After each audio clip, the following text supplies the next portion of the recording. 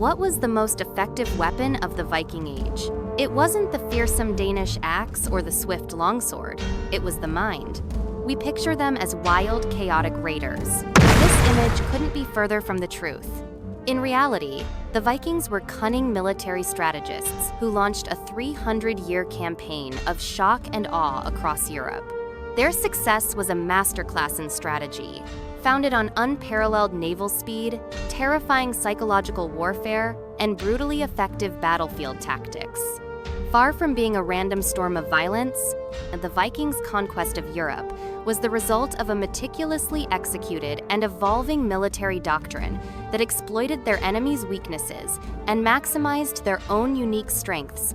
The Vikings' greatest weapon was not forged in a fire but built of wood and ingenuity, the legendary Longship. Its design was a marvel of naval engineering. With a clinker-built hull that was both strong and flexible, it rode high in the waves, granting it incredible speed.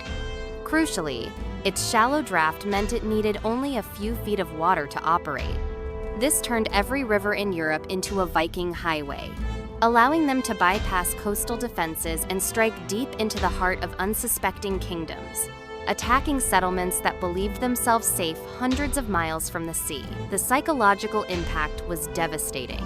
The sudden appearance of a fleet of dragon-headed prows on the horizon was a terrifying omen, a silent promise of the violence to come.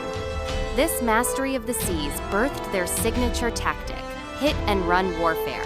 A fleet would descend upon an unsuspecting coastal or riverside community with shocking speed and brutality. Their goal in this early period was not conquest, but tangible wealth. They sought portable plunder gold, silver, and cattle and captured people to be sold as slaves. This bloody enterprise funded new ships and attracted more warriors, weakening enemy kingdoms from within, one raid at a time. The perfect illustration of this strategy occurred in 793 AD, when Vikings descended upon the holy island of Lindisfarne in England. They sacked the wealthy, undefended monastery, slaughtered the monks, and sailed away with its treasures, leaving behind a Europe that would live in fear of the Northern Fury for the next 3 centuries.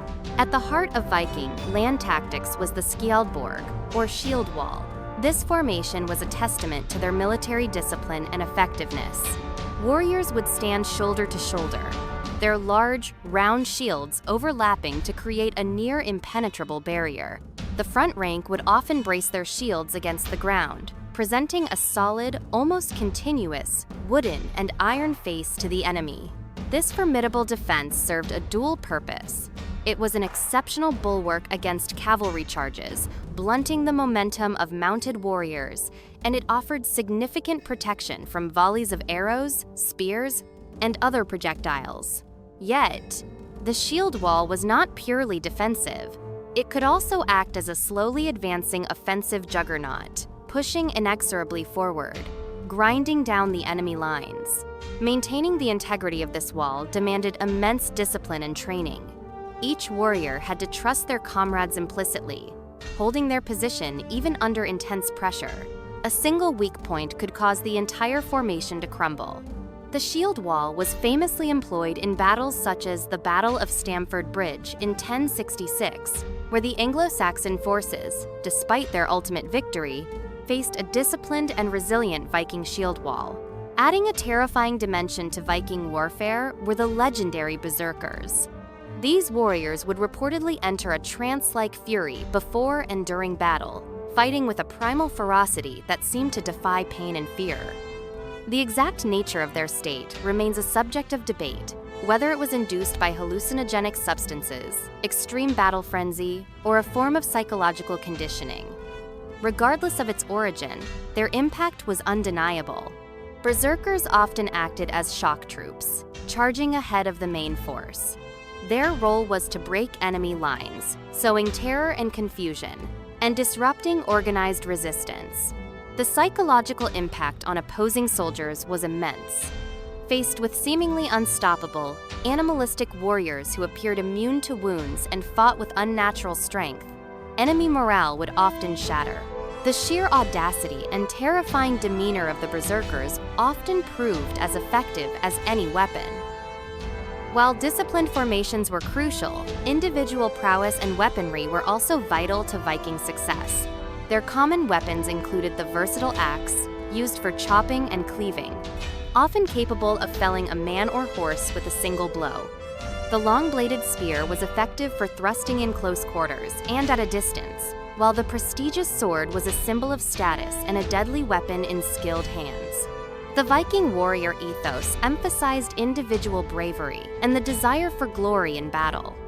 This personal ambition, often intertwined with the hope of a warrior's afterlife in Valhalla, complemented their disciplined formations. Each warrior, though part of a collective, sought to prove their worth, ensuring that even when the shield wall held firm, individual acts of courage and skill could turn the tide of battle. The Viking approach to warfare was far from static. It continuously evolved. Initially characterized by swift, opportunistic raids by small bands, their ambitions soon scaled to encompass larger, more organized campaigns of conquest and settlement. This pivotal shift is best exemplified by the Great Heathen Army, which invaded England in the 9th century. This was no mere raiding party, but a formidable force intent on seizing and holding territory. Their tactics adapted to these prolonged campaigns, necessitating the establishment of fortified winter camps, often referred to as long forts in Ireland, to sustain their presence and provide defensible bases for future operations. Contrary to popular belief, the Vikings were not simply land-based skirmishers incapable of siege warfare. While they may have preferred open field engagements, they developed effective methods for attacking fortified towns. Their approaches included the use of ladders for scaling walls, rudimentary rams to breach gates, and the devastating application of fire to weaken or destroy defenses. The infamous Siege of Paris, 885 to 886, stands as a powerful testament to their growing ambition and developing siege tactics. Although the Franks eventually paid them off, rather than suffering outright defeat, the protracted siege showcased the Vikings' capacity for sustained military pressure against a major European city, forcing their adversaries to concede to their demands.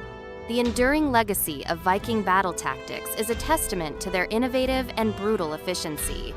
Key elements included their unparalleled naval supremacy, which allowed for rapid deployment and strategic mobility, coupled with shrewd psychological intimidation tactics.